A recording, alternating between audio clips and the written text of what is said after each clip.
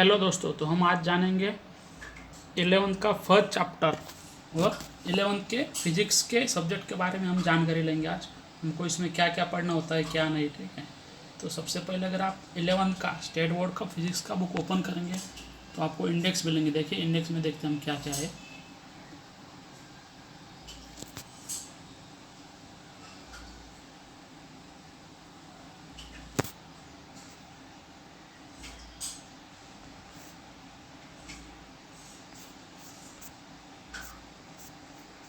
देखिए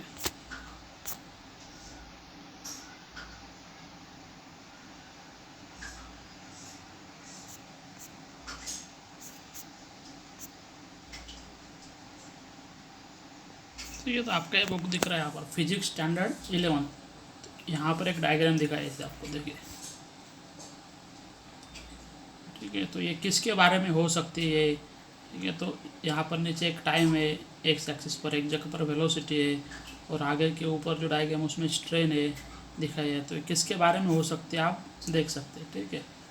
और फिर नीचे और एक डायग्राम दी है, तो इसके बारे में आपको जो भी जानकारी मिलेंगी, ठीक है, यहाँ से आपको जो भी लगता है तो आप नीचे कमेंट कर सकते हैं, ठीक है।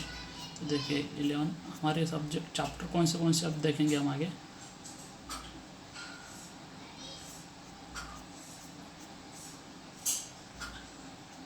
टीचर्स के लिए कुछ दिया है और रीड कर सकते हैं टीचर। फिर यहाँ पर आपके यूनिट्स मीन्स लेसन्स कौन से आपको दिए। देखिए सबसे पहले आपको जो लेसन्स है वो है यूनिट्स एंड मैथमेटिकल टूल्स, उसके बाद है मोशन एंड ग्रेविटेशन, उसके बाद है प्रॉपर्टीज़ ऑफ मैटर, उसके बाद है साउंड एंड ऑप्टिक्स, उसके बाद है इलेक्ट्रिसिटी एंड मैग्नेटिज्म, उसके बाद है कम्युनिकेशन एंड सेमीकंडक्टर। तो इतने टॉपिक्स आपके 11th में है। तो यहाँ पर वो जो टॉपिक्स है उनके सब चैप्टर्स दिए हैं नीचे। तो फर्स्ट चैप्टर आपको जो है उसका नेम है यूनिट एंड मेजरमेंट।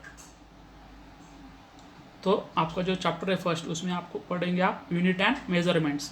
उसके बाद जो चैप्टर है वो है मैथमेटिकल मेथड्स। तो ये दो चैप्टर आप एक साथ ही पढ़िए, ठीक है। उसके बाद स्टार्ट होगा एक्चुअल फिजिक्स। फिजिक्स को जो भी बेसिक रिक्वायरमेंट है तो ये इसमें आ जाएंगे पहले, ठीक है, यूनिट एंड मेजरमेंट में, उसके बाद मैथमेटिकल मेथड्स में। उसके बाद आपका स्टार्ट होगा actual physics means motion in plane. तो मोशन का आप 8 से लेकर या 7 6 से लेकर स्टडी करते आ रहे हैं, ठीक है। तो यहाँ पर आपको मोशन का स्टडी करना है इन प्लेन में से, ठीक है। उसके बाद लॉज ऑफ मोशन, तो जो भी मोशन के जो भी लॉज है उनकी स्टडी करेंगे। उसके बाद नेक्स्ट चैप्टर है gravitation.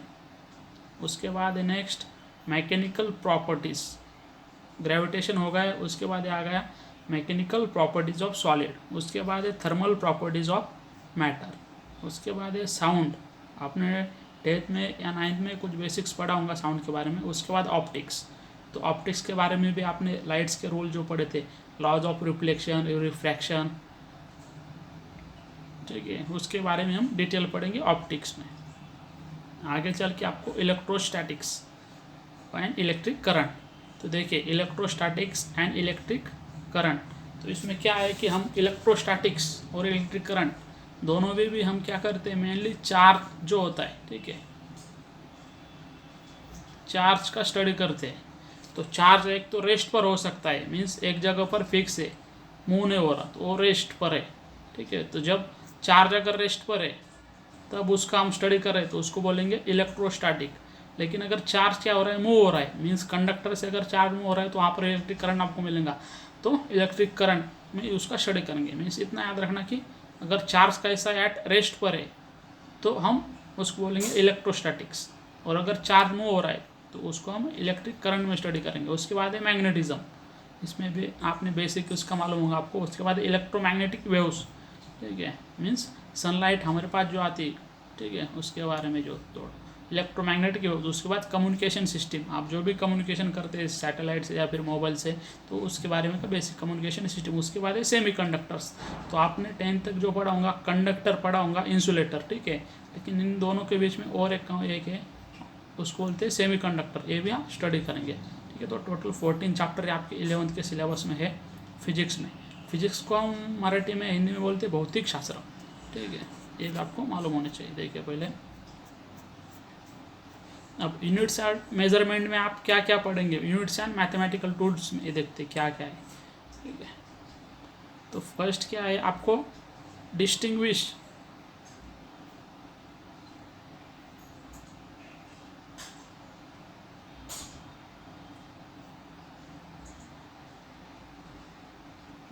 Between fundamental and derive quantity. तो फिजिकल जो भी क्वांटिटी, ठीक है, आप स्टडी करेंगे उसके बाद उनको आपको डिस्टिंग्विश करना आना चाहिए इसमें, मीन्स आपके जो एम है इस चैप्टर में, तो क्या क्या एम हो सकते हैं ये दिया है यहाँ पर। तो क्या है distinguish between fundamental and derive quantity. तो फिजिक्स में जो भी फंडामेंटल एंड डिराइव्ड क्वांटिटी होते हैं उनको आप डिस्टिंग्विश करना आना चाहिए आपको। उसके बाद है distinguish between different system of units and there uses. तो आप सीखते हैं 10 तक MK सिस्टम, ठीक है, उसके बाद CGS system, foot pound system, ठीक है,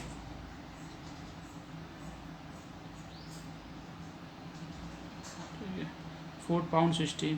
तो जो है 2-3 सिस्टम है आपके सिलेबस के अकॉर्डिंग, आपको 2 ही स्टडी करना है, एक MK से दूसरी CGS, ठीक है। तो उनको डिस्टिंग्विश करना मीन जैसे कि किलोमीटर का मीटर में कन्वर्ट करना है, तो 1 किलोमीटर मीन्स कितना होता है 1000 मीटर।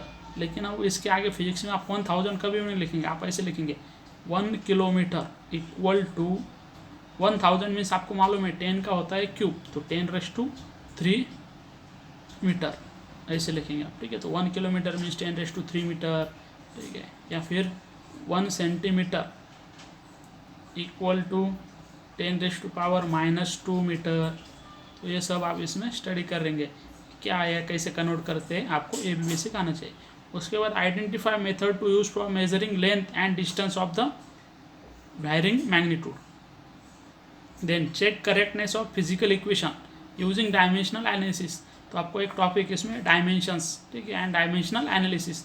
तो इसका यूज़ करके आपको क्या चेक करना है, फिजिकल इक्वेशन, ठीक है, चेक करके वो करेक्ट है या रॉन्ग है ये बताना है।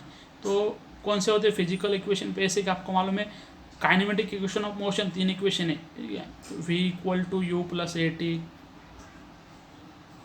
S = UT + ½ AT², लास्ट है V² = U² + 2AS। तो ये जो 3 इक्वेशन है, ठीक है, हम डायरेक्ट यूज़ करते हैं 10 तक, लेकिन ये इक्वेशन करेक्ट है या रॉन्ग है कैसे चेक करना है, तो बाय यूजिंग डायमेंशनल एनालिसिस, तो वो भी पढ़ेंगे आप इस चैप्टर में। उसके बाद establishing the relation between related physical quantities using dimensional analysis. तो डायमेंशनल एनालिसिस का यूज़ करके हम क्या करेंगे, इस्टेब्लिश करेंगे रिलेशन बिटवीन फिजिकल क्वांटिटीज़। जैसे कि सपोज आपके पास होता है F = ma, ये फार्मूला है। इसका मतलब क्या है कि m एंड a में क्या रिलेशन है, तो F is directly proportional to m है, उसके बाद a को भी डायरेक्टली प्रोपोर्शनल है। या फिर time period of simple pendulum होता है, ठीक है, तो T = 2π √, ठीक है, L/g। ये इक्वेशन राइट है या रॉन्ग है। या फिर जो T है time period, L simple pendulum की जो स्ट्रिंग होती है उसकी लेंथ, इनमें क्या रिलेशन है, फिर G में क्या रिलेशन है, ये सब हम इसमें स्टडी करेंगे और इक्वेशन में जो रिलेशन होगा वो इस्टेब्लिश करेंगे। उसके बाद conversion factor between units of same physical quantity in 2 sets of unit. जैसे कि कन्वर्जन फैक्टर, जैसे कि आपको मालूम है 1 newton equal to how much dyne, ठीक है। तो आपको मालूम है, देखिए 1 newton equal to how much dyne 10⁵ dyne. या फिर 1 जूल इक्वल टू 10⁻⁷ अर्क। क्या क्या यहाँ पर एक सिस्टम यहाँ पर 1 न्यूटन, ठीक है, तो हाउ मच डाइन 10⁵ डाइन। तो ये जो कन्वर्जन फैक्टर है वो फाइंड करना है आपको, ठीक है। जैसे कि आप क्या करते हैं 1 kg है, तो हाउ मच ग्राम 10⁻³ ग्राम,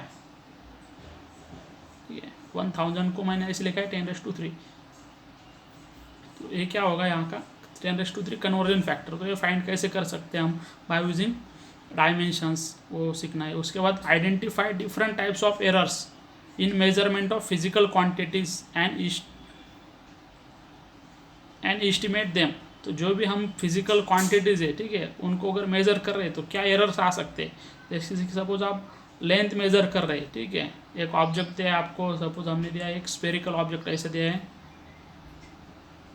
ऐसे स्फेरिकल ऑब्जेक्ट है, तो इसकी रेडियस आपको मेज़र करना है। तो आप क्या करेंगे, वर्नियर कैलिपर का यूज़ करेंगे या स्क्रू गेज का, वो आपको देखना पड़ेगा, उसके अकॉर्डिंग फिर आप रेडियस मेज़र करेंगे। लेकिन वहाँ पर एरर आ सकती है, जैसे कि आपका इंस्ट्रूमेंट ही ख़राब है तो उसमें एरर आ सकती है। तो ऐसे अलग अलग जो एरर्स है उसका हम स्टडी करेंगे या फिर आइडेंटिफाई करेंगे डिफरेंट टाइप्स ऑफ एरर। ठीक है, पर्सनल एरर हो सकती है या फिर जो भी इंस्ट्रूमेंट है, ठीक है, इंस्ट्रूमेंट में अगर कुछ एरर है तो इंस्ट्रूमेंटल एरर वगैरह से। Distinguish between scalar and vector quantity, आप तो पढ़ते आए होंगे 10 तक, scalar quantity and vector quantity क्या होती है। ठीक है, तो स्केलर मीन्स क्या है, वेक्टर मीन्स क्या है कि स्केलर क्वांटिटी मीन्स जो भी फिजिकल क्वांटिटी जैसे कि length, mass, velocity, acceleration, force, distance, displacement, temperature, electric current. ठीक है, तो बहुत सारे ऐसे फिजिकल क्वांटिटी, तो उनको दो टाइप्स में डिस्टिंग्विश किया है, स्केलर एंड वेक्टर। और थर्ड भी होता है टेंसर, लेकिन आपके सिलेबस में वो टेंसर्स नहीं है। तो स्केलर क्वांटिटी मीन्स ऐसी physical quantity, the physical quantity which are only magnitude don't have direction. ठीक है, तो ये स्टडी करेंगे आप। फिर वेक्टर में क्या है, तो ऐसी फिजिकल क्वांटिटी जिसको मैग्नीट्यूड भी है और डायरेक्शन भी है, means the physical quantity which have magnitude as well as direction, तो उनको बोलेंगे वेक्टर क्वांटिटी। इनका स्टडी करेंगे। उसके बाद ठीक है, स्केलर एंड वेक्टर पड़ गया। उसके बाद perform addition, subtraction, multiplication of scalar and vector product. Means आपको क्या करना है, जो वेक्टर या स्केलर उनकी एडिशन, सब्ट्रैक्शन, मल्टीप्लिकेशन कैसे करते हैं। मल्टीप्लिकेशन मीन्स क्या, scalar product and vector product. Means scalar को हम डॉट प्रोडक्ट भी कहते हैं और ऐसे दिखाते हैं डॉट से, वेक्टर प्रोडक्ट को क्रॉस प्रोडक्ट कहते हैं और ऐसे क्रॉस से दिखाते हैं।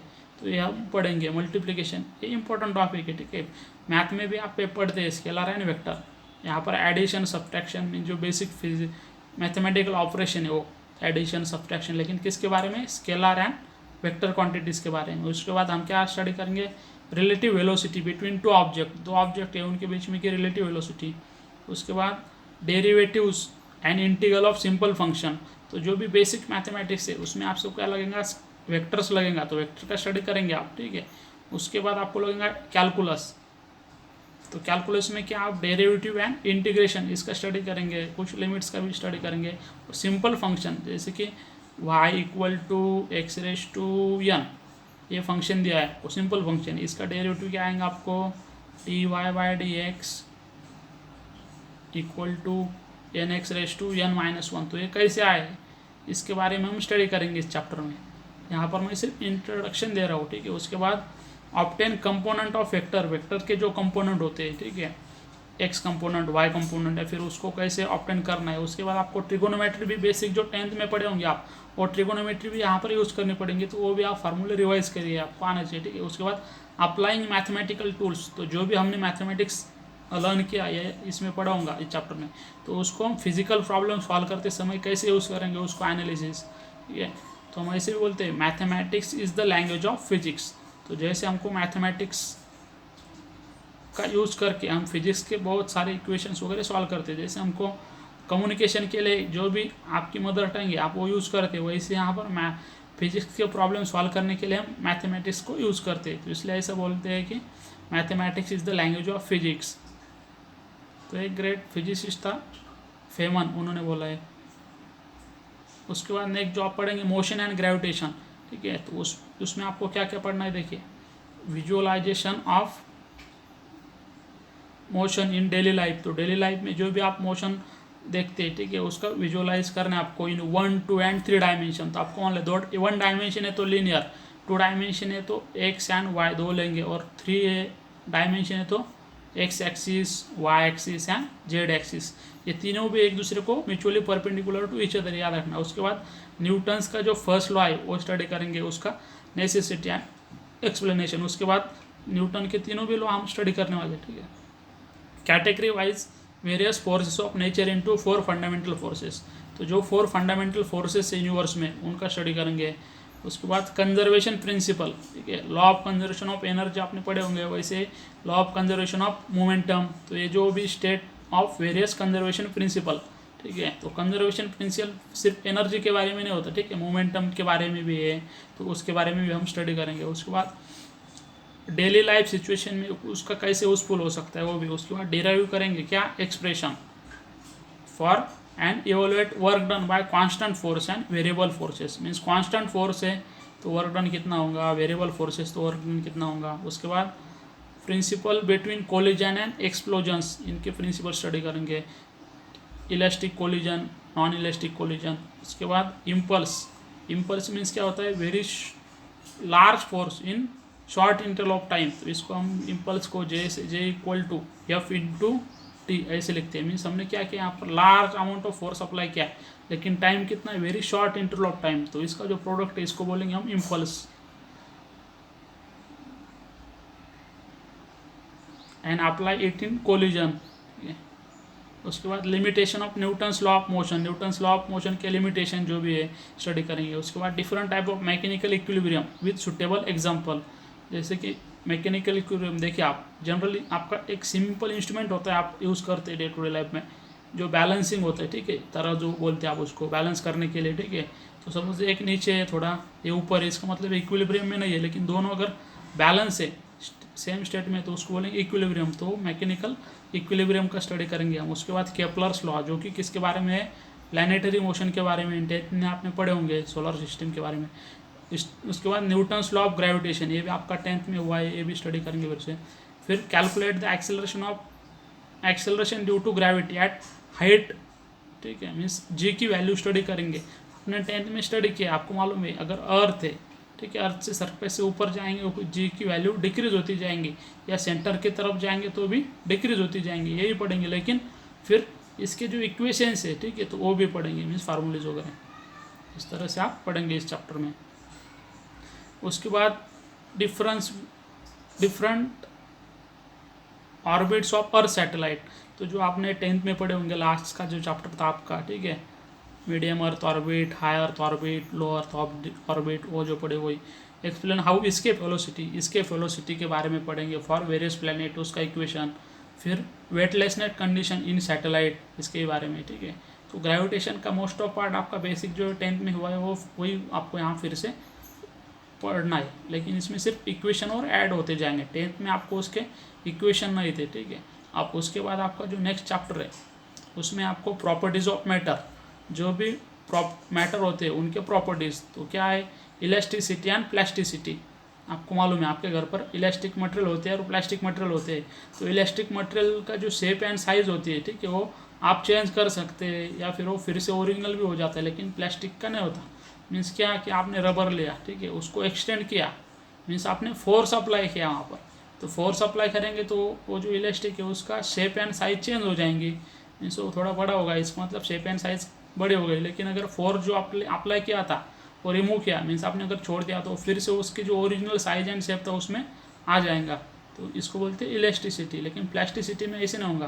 प्लास्टिसिटी में अगर आपका जो ऑब्जेक्ट है उसकी जो शेप एंड साइज है वो कंटिन्यूसली चेंज हो जाएंगे फोर्स अप्लाई करने के बाद, तो इसके बारे में पढ़ेंगे। उसके बाद इलास्टिक लिमिट फॉर मटेरियल, हर एक मटेरियल की इलास्टिक लिमिट क्या है, difference between different type of elastic modulus, ठीक है, इलास्टिसिटी मॉडुलस, यंग्स मॉडुलस, ठीक है, शेयरिंग स्ट्रेस, टेंस वगैरह सब इसमें पढ़ेंगे।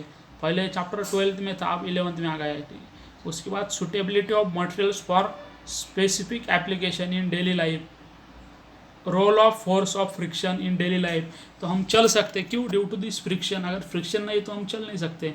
तो ये जो फोर्स ऑफ फ्रिक्शन है इसका डे टू डे लाइफ में कहाँ कहाँ पर यूज है वो हम आइडेंटिफाई करेंगे। उसके बाद difference between good and bad conductor of heat, तो हीट जो हीट के कंडक्टर, ठीक है, कौन सा गुड कंडक्टर है कौन सा बैड कंडक्टर है। उसके बाद use of specific material for use in thermometers, ये स्टडी करेंगे। नेक्स्ट आपका साउंड एंड ऑप्टिक्स, तो आपको मालूम है साउंड के बारे में आपने पढ़ा है बहुत सारा। तो साउंड के बारे में हम क्या पढ़ेंगे, वेव मोशन, ठीक है। तो साउंड हो या फिर लाइट हो, ये दोनों भी आपको मालूम है क्या है, वेव है। तो हम साउंड का स्टडी करते हैं, लाइट का, इसका मतलब किसका स्टडी करते हैं, वेव का। तो यहाँ पर वेव मोशन का स्टडी करेंगे, means apply and relate various parameter related to wave motion. फिर कंपेयर करेंगे क्या, वेव्स के types, common feature and distinguishing features. उसके बाद analytical relate the factor on which the speed of sound and speed of light depends. तो speed of sound, ठीक है, and speed of light का स्टडी करेंगे। इसमें आपको मालूम है speed of light in vacuum कितनी होती है, या फिर एयर में 3 × 10⁸ मीटर पर सेकंड। वेव प्रोपोगेशन इसका स्टडी करेंगे। उसके बाद reflection, laws of reflection of light, ठीक है, साउंड के भी है वो भी स्टडी करेंगे, और रिफ्लेक्शन ऑफ लाइट के भी। Mathematical description of Doppler effect for sound wave, तो साउंड वेव के लिए जो डॉपलर इफेक्ट है, ठीक है, उसका भी स्टडी करेंगे। फ्रीक्वेंसी के बारे में ये है, ठीक है, साउंड की जो भी या फिर वेव होंगे उसके कैरेक्टरिस्टिक है, फ्रीक्वेंसी, एम्पलीट्यूड, वेवलेंथ, तो उसमें से फ्रीक्वेंसी के बारे में रिलेटेड है Doppler effect.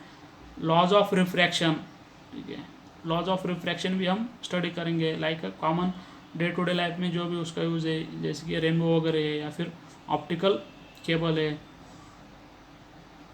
Image obtain by mirror and lenses, तो मिरर एंड लेंसेज आपने 9th 10th में पढ़े हैं, तो मिरर एंड लेंसेज का स्टडी करेंगे, उसके बारे में जो इक्वेशंस वगैरह उसके प्रूफ वगैरह देखे रहे। उसके बाद construction and uses of various optical instrument, तो जो भी ऑप्टिकल इंस्ट्रूमेंट है क्या होते हैं, जैसे optical instrument such as microscope, telescope, lens वगैरह, तो इनका। उसके बाद डिस्पर्शन ऑफ लाइट, जो भी लाइट है उसका डिस्पर्शन होता है तो उसका स्टडी करेंगे विथ कलर।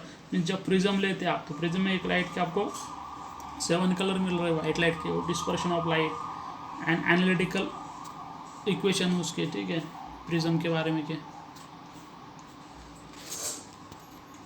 उसके बाद नेक्स्ट डिस्क्राइबिंग डिस्पर्सिव पावर, तो जो भी डिस्पर्सिव पावर होंगे उसके बारे में स्टडी करेंगे। Of and basic properties of transparent material and relate it with the refractive indices.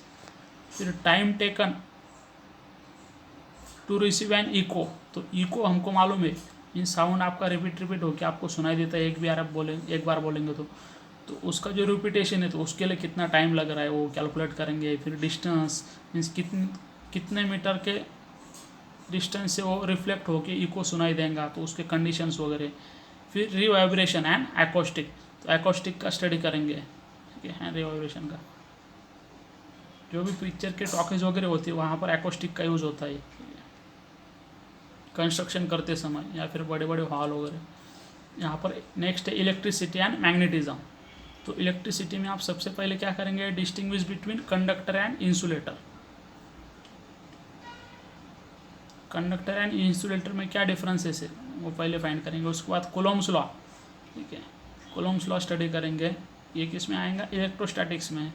उसके बाद electric field due to a certain distribution of charges. उसके बाद डिफाइन डायपोल, जैसे मैग्नेटिक डायपोल होता है वैसे इलेक्ट्रिक डायपोल ऑप्टेन करेंगे। फिर dipolar field means electric field वगैरह। फिर drift velocity of electron in conductor and resistivity, इसका स्टडी करेंगे। फिर रेजिस्टिविटी एट वेरियस टेम्परेचर, तो टेम्परेचर चेंज किया तो रेजिस्टिविटी में क्या चेंजेस होंगे वो। फिर resistors in series, means resistors को सीरीज में ज्वाइन किया है तो टोटल इक्विवेलेंट रेजिस्टेंस आपको मिल जाएगा RS equal to R1 plus R2, मीन्स 2 रेजिस्टेंस है आपके पास, उनको आपने सीरीज में ज्वाइन किया है तो आपको मिल रहा है R1 प्लस R2। लेकिन अगर पैरेलली ज्वाइन करेंगे तो इक्वेशन ऐसे मिलता है, आपने 10th में या 9th में स्टडी किया होगा, तो 1/RP equal to 1/R1 plus 1/RV। इसके बारे में कुछ इक्वेशंस वगैरह स्टडी करेंगे, इसके यूजेस क्या होते हैं, ठीक है, सीरीज में या पैरेलल कॉम्बिनेशन लेते हो तो क्यों लेते हैं। उसके बाद compare electric and magnetic field and magnetic field को कंपेयर करेंगे, ड्रॉ करेंगे क्या, electric and magnetic field lines of force. फिर मैग्नेटिक पैरामीटर्स ऑफ अर्थ के जो भी मैग्नेटिक पैरामीटर है, फिर इसके ऊपर जो भी न्यूमेरिकल है एनालिटिकल प्रॉब्लम सॉल्व करेंगे। नेक्स्ट है कम्युनिकेशन एंड सेमीकंडक्टर, जो लास्ट के आपके टॉपिक्स है इसमें। तो फर्स्ट क्या दिया आपको, सबसे पहले इसमें आपको दिया है explain the properties of electromagnetic wave. तो सबसे पहले आप यहाँ पर क्या स्टडी करेंगे, इलेक्ट्रोमैग्नेटिक वेव क्या है और उसके प्रॉपर्टीज़। उसके बाद distinguish between mechanical wave and electromagnetic wave, तो आपको मालूम होना चाहिए डिफरेंस क्या है mechanical wave and electromagnetic wave में। तो मैकेनिकल वेव को प्रोपोगेशन के लिए मीडियम की रिक्वायरमेंट होती है और इलेक्ट्रोमैग्नेटिक वेव को मीडियम की रिक्वायरमेंट नहीं होती, ठीक है। Means electromagnetic wave can be propagate through a vacuum also, but mechanical wave नहीं जाएंगे। तो मैकेनिकल वेव के एग्जांपल फिर से आप लेंगे साउंड वेव, ठीक है, एग्जांपल इसका।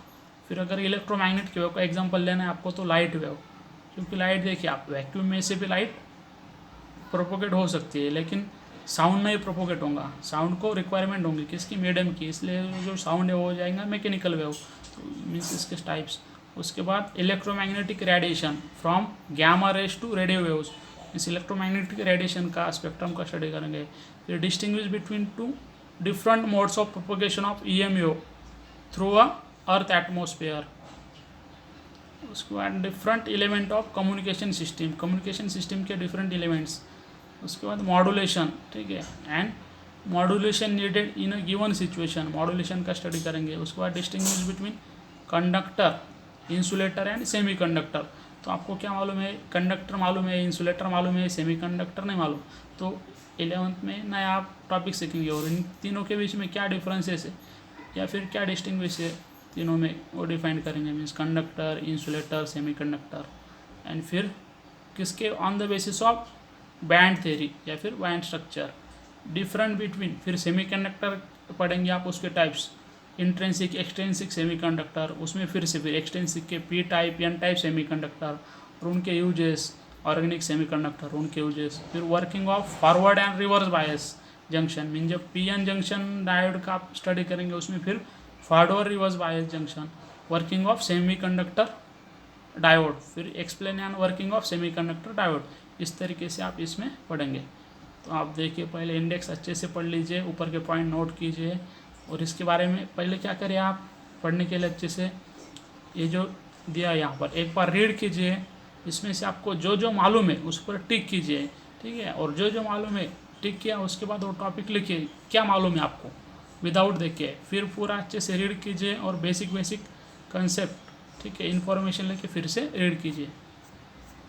तो हमारा जो फर्स्ट चैप्टर है इसमें ये है यूनिट्स एंड मेजरमेंट, ठीक है। तो हम ये स्टार्ट करेंगे नेक्स्ट लेक्चर में। इस लेक्चर में सिर्फ हमने देखा कि क्या क्या चैप्टर है हमको, ठीक है।